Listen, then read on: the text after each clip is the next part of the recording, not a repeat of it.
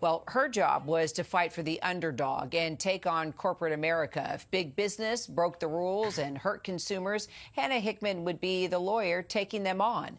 Now she is the one getting hurt. She was just getting ready to turn in for the night, and a termination notice popped up on her cell phone. She'd been cut from her job at the Consumer Financial Protection Bureau, the agency established after 2008 and the financial crisis where banks blew up and so did all your loans.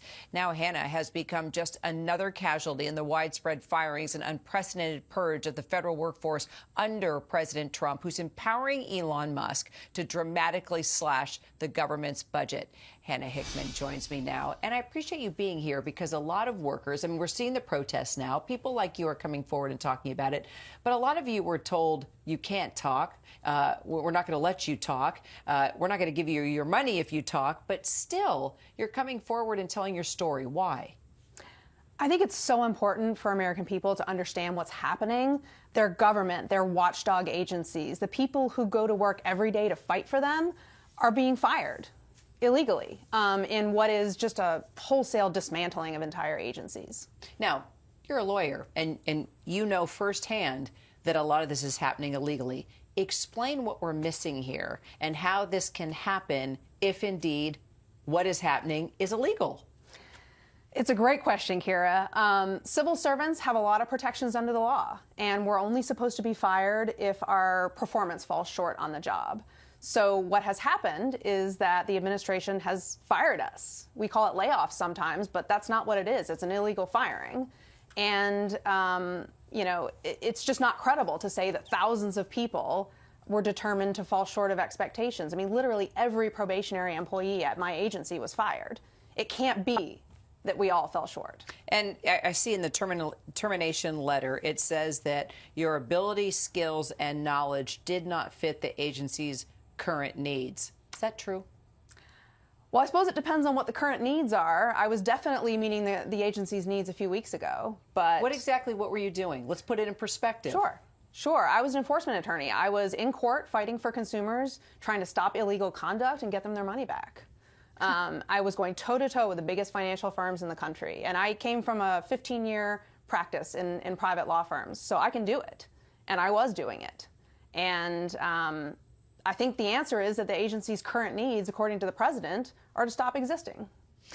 It's like they don't even understand what exactly they were just jumping in and doing the cuts, not even understanding what you were doing in the moment.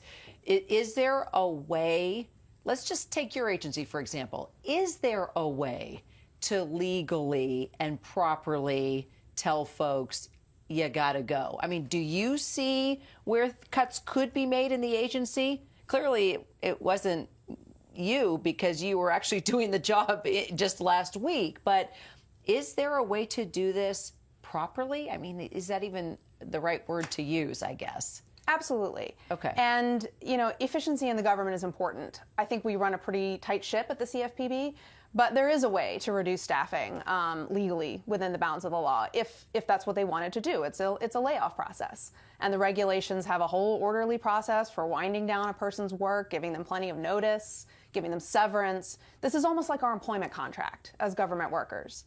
And this administration just decided they didn't want to honor that agreement. So what can you do now? Can you do anything now? Are you going to do anything now? Of course. My colleagues and I are fighting back. Our union is already in court. They've brought a couple of cases that I think we'll see action in the next few weeks. And, you know, all I can say is that Elon Musk and the president picked the wrong bunch of lawyers to mess with. I'll take that right there as a shot across the bow. Well, I definitely want you to follow up with us now that I know you're already in the courts trying to battle this. The administration is rescinding some of these firings now, as you've probably seen. Last week, it was within the energy department. They made all these layoffs, and then all of a sudden they were paused, and so everybody was kind of confused. Do I have a job or do I not have a job? If this happens to your agency, would you go back? Of course. You know, Congress gave us a critical job to do in terms of protecting consumers, staving off a future financial crisis, and I was committed to doing that work under any administration. So yes, I would take that job back in a heartbeat. I just want to get back to work. So now that these cuts have happened, including you. What's the immediate impact on all of us, the consumers? What do you worry about now? Sure. I mean, all the litigation has stopped. So cases that were pending in court to stop illegal conduct, to get people money back, all of that work has ended. Exams at banks to make sure that they were following the law, that they were safe, that they weren't defrauding consumers, that has all stopped as well. That's kind of scary. It's terrifying. It's terrifying. And I worry about the consumer complaint database as well. Many consumers have had the experience of filing a complaint with us and being able to get it resolved quickly because the CFPB was watching. And if that database goes down, I don't know that those consumers can get that relief anymore. Your message to Elon Musk right now? I would say I have a message for the government officials who are taking his illegal orders and carrying them out. And it's this. Nobody elected him. He is not the president of the United States, and what he's doing is illegal. And, you know, I and all of my former colleagues intend to hold those folks accountable for the actions they take in violation of the law. Before we let you go, will you do me a favor, and as this goes forward, talk to some of your fellow colleagues, especially a group of you who are lawyers and know the law, know what you're talking about, and will you come up and talk to us, you know, in just a group on what you're doing and how it's going if this battle continues? Because I would like, it'll be interesting to see a group of lawyers take on Elon Musk and what he's doing now, because a lot of folks don't have that background. They don't have a law degree. They don't understand the law. They don't know their rights right now. I'm even wondering if there's a bunch of employees that would hire you as an attorney to help them with their situation. But moving forward, will you stay in close touch with us on how this is going? Absolutely. And I think a lot of this will be battled out in the courts. You see people out on the street protesting and folks calling their members of Congress. This is not going to be a short fight. And I and my colleagues are absolutely not standing down.